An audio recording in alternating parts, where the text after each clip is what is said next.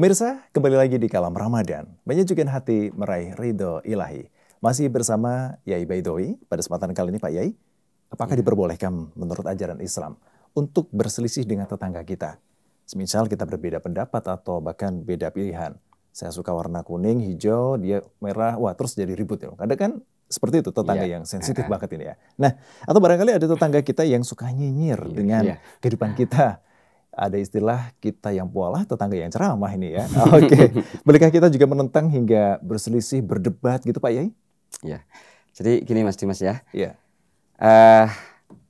Perbedaan pendapat atau bahkan perbedaan pandangan, perbedaan pilihan itu adalah sesuatu yang tidak bisa kita hindari. Apalagi dengan tetangga. Kadang kita dengan saudara kita, kakak kita, adik kita, setiap saat pun pasti perbedaan-perbedaan itu muncul. Muncul ya. Tinggal bagaimana kita mensikapinya. Oke. Karena begini ya, dalam kehidupan bertetangga itu yang paling jadi acuan bagi kita adalah hukukul jiron atau hak-hak kepada tetangga. Itu terlebih dahulu.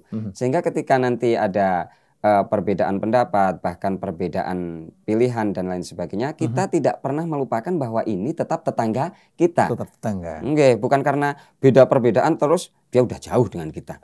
Dia sudah bukan tetangga kita. Oh begitu ya? Bagaimanapun dia masih tetangga kita kayak ya? gitu. Sehingga kita juga misalnya kita sudah bisa mensikapi hal-hal tersebut dengan cara-cara yang bijak ya, sesuai dengan tuntunannya Rasulullah SAW. Misalnya, memang tetangga kita sering nyinyir, sering mengomentari apa yang kita lakukan, apalagi kalau memang sudah kadung beda pilihan, beda pendapat, kadang itu rasa benci udah muncul. Ketika rasa benci udah muncul, yang baik aja jadi jelek, apalagi yang jelek. Itulah. Kan kayak gitu. Ya? Dengan nyinyiran seperti itu, terus sikap kita bagaimana?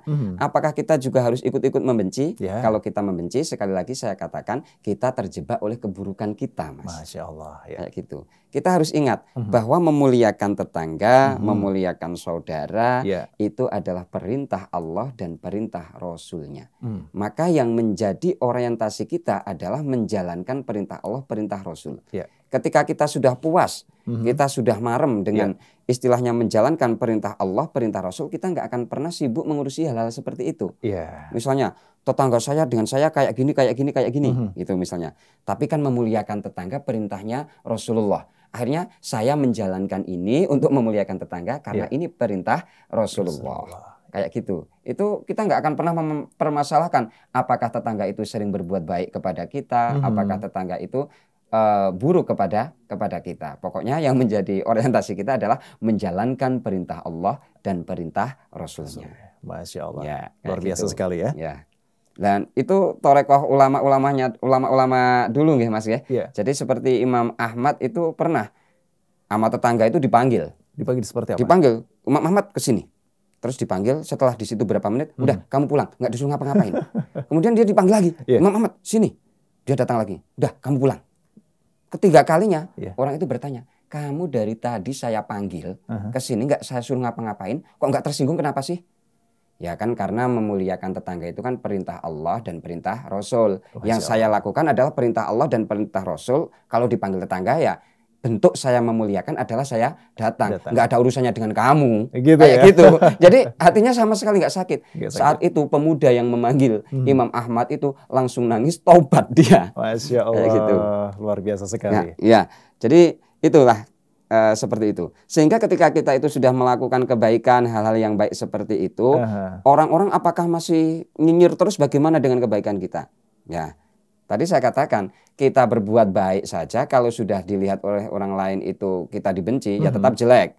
Kalau masalah omongan orang atau nyinyiran orang, itu kalau kita terlalu mempermasalahkan, ya kita nggak jadi akan berbuat baik. Nggak jadi ya? Nggak jadi, karena saya teringat kisah Luqman Hakim dengan anaknya saat itu ya. Ketika beliau itu kepada anaknya mengatakan, nak, kalau kamu berbuat baik, udah kamu lurus, lakukan aja. Jangan pernah dengar omongan orang yang sifatnya untuk menghentikan kamu dalam berbuat baik. Berbuat baik ya? Iya, kayak gitu.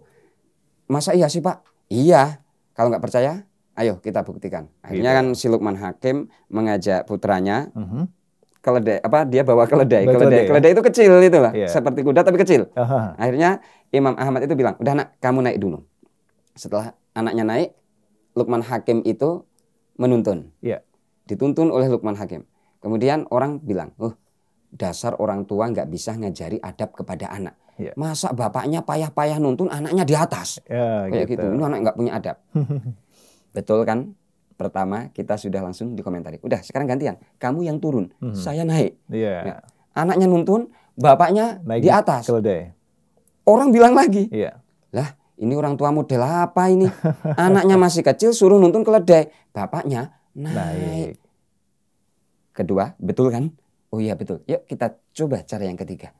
Gimana Pak? Udah kita naiki bareng-bareng. Gitu. Akhirnya dua orang itu naik bareng-bareng.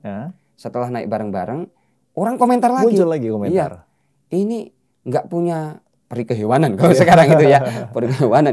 Masa keledai kecil kayak gitu dinaiki dua orang. Kayak gitu. Ketiga, kita salah lagi kan nak? Ya. Nah terus, yang keempat sekarang kita coba. Kamu nuntun, saya nuntun. Dituntun bareng. Ketika dituntun bareng kayak gitu, orang komentar lagi. Komentarnya, lah ini orang memang nggak punya otak ini. Punya keledai, dibiarkan gitu aja dituntun, nggak dinaiki. Padahal ini keledai kuat, bisa untuk dinaiki. Nggak pinter nih orang. Akhirnya sampai di rumah bilang, bener kan? Ketika kita melakukan sesuatu, komentar orang itu pasti akan ada terus. Makanya ketika kita sudah yakin itu baik, lakukanlah. Jadi komentar orang kalau itu sifatnya untuk mengoreksi kita, ya kita memang manusia masih banyak salahnya. Kadang kita perlu mengoreksi diri kita. Tapi kalau itu memang tujuan untuk menjatuhkan kita, ya udah nggak usah dengerin lah. Begitu Pak Yai. Terima kasih. Dan pemirsa, tak terasa kebersamaan kita sudah sampai di penghujung acara. Dan sebelum kita berpisah, tentunya kita mintakan nasihat dari guru kita Yai Baidowi tentang etika bertetangga. Silakan Pak Yai.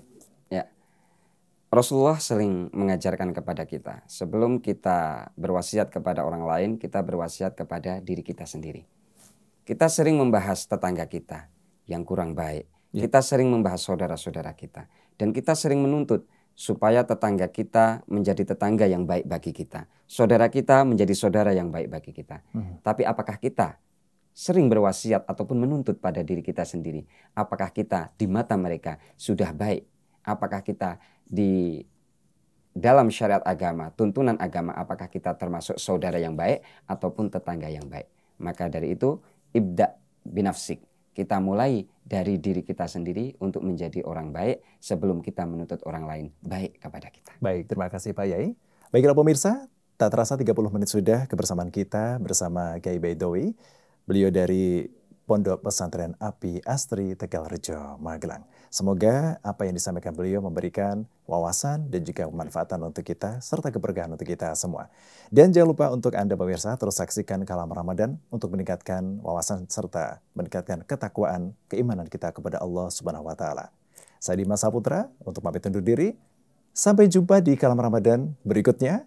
Kalam Ramadan menyejukkan hati, meraih ridho ilahi. Wassalamualaikum warahmatullahi wabarakatuh.